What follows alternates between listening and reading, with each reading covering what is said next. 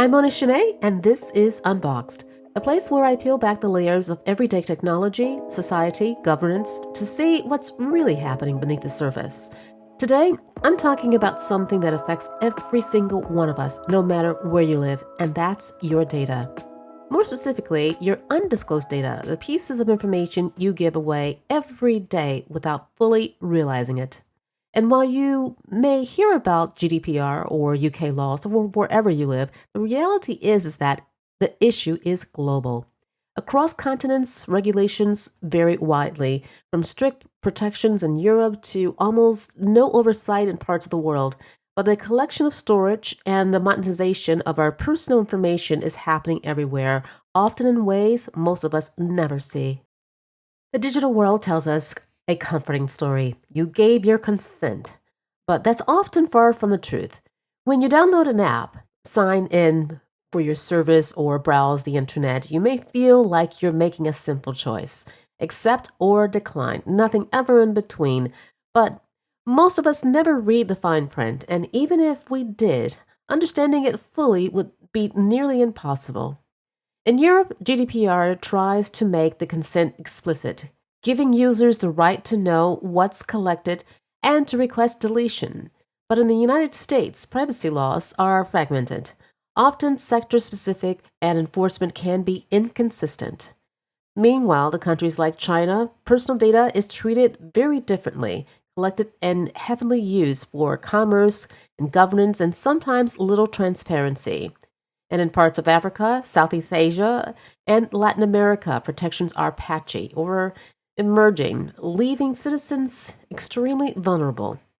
Despite the differences, the result is the same. Passive data collection continues everywhere. Smartphones, smart speakers, wearable devices, even your car or TV constantly generate signals, your location, your behavioral patterns, biometric data, and these signals across borders effortlessly in the global digital ecosystem. And where does this data come from?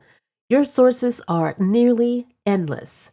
Your devices are obvious. Smartphones, smartwatches, fitness trackers, connected cars, all quietly communicating with servers around the world.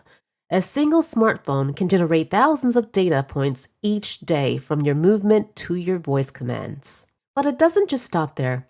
Infrastructure collects data too. Walk down a high street in New York, Shanghai, Lagos, or Germany, and your phone may be pinged by Wi-Fi networks, Bluetooth beacons, and even nearby cameras. Smart city technology tracks movement, often sending information to private or governmental controlled analytic platforms. Publicly available records, voter registries, property databases, company filings vary widely by country, but where they exist, data brokers exploit them to enrich the data profiles already gathered online.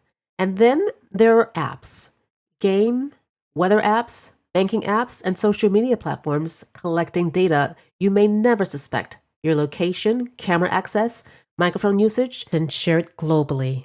Even if you live in a country with strong privacy protections, your data may still be transferred to servers overseas in jurisdictions where weaker or no protections exist. Data is fluid. Borders barely exist in digital world. So if you thought that your data was private, think again. Once collected, your data becomes currency, a commodity traded worldwide. There are companies you've never even heard of in the US, Europe, and Asia buying and selling behavioral profiles. They provide insights to advertisers, insurers, political campaigns, and sometimes governments. In the US, data may be used primarily for marketing and consumer analytics. In China, it can feed into both commercial and state surveillance systems. In Europe, GDPR imposes strict restrictions on selling personal data, but companies still find ways to monetize, anonymize, and aggregate datasets. In emerging economies, oversight is often minimal, meaning data can be collected with few restrictions and sold globally. This data is used to predict your behavior, influence purchasing decisions, adjust pricing dynamically, and even predicting if you yourself is a risk. Your digital footprint may also be used for algorithmic profiling, shaping everything from employment opportunities to credit scores, and sometimes even for social scoring in certain countries. Some data is obvious: what you buy, where you go, the apps you use, but some is very subtle and often unnoticed. Behavioral biometrics, the way you type, scroll, or hold your device, can identify you uniquely. Ambient listening devices capturing sounds or keywords, sometimes feeding into large databases. Algorithms can infer your political leanings, health risks, or financial stability from seemingly unrelated data points. In many countries, shadow profiles are built, even for people who don't even use a service. Your information is inferred from friends, family, acquaintances who are online, creating digital portrait of you even if you haven't even shared a thing. Legality and ethics diverge sharply worldwide. In the EU, GDPR provides explicit rights. In California, the CCPA offers some protection for residents, though less comprehensive. In China, the Personal Information Protection Law allows for state significant access, while companies protect heavily for both commercial and governance purposes. Many developing regions have no effective laws, leaving citizens exposed. So while some countries emphasize personal control, others emphasize commerce and government access. And when in countries with strict regulations, enforcements can lag behind technological innovation. The imbalance of power between corporations and individuals is a global reality. So you ask, well then, how do you take back control? The strategies for managing your data are broadly applicable worldwide. Start by renewing your app permissions, location, microphone, camera, and disable anything unnecessary. Delete dormant accounts. They hold your history and increase your vulnerability. Privacy-focused tools like VPNs, secure browsers, and encrypted emails help minimize exposure no matter where you are. Strong passwords and two-factor authentications reduce your risk of compromised accounts.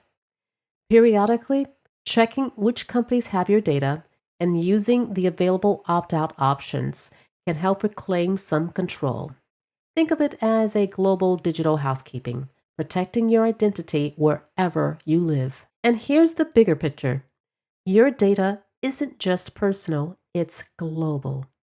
Every action, click, and transaction contributes to a massive interconnected system of measurement, influence, and sometimes control. The consequences are far-reaching power imbalances between individuals and corporations, disparities and privacy rights across countries, and the ethical questions that arise when global platforms operate across vastly different legal systems. Awareness is the first step. Understanding how your data is collected and used worldwide empowers you to demand better practices, more responsible regulation, and respect your personal and individual rights. Your data is more than just numbers. It's a reflection of who you are, your habits, your identity, your life.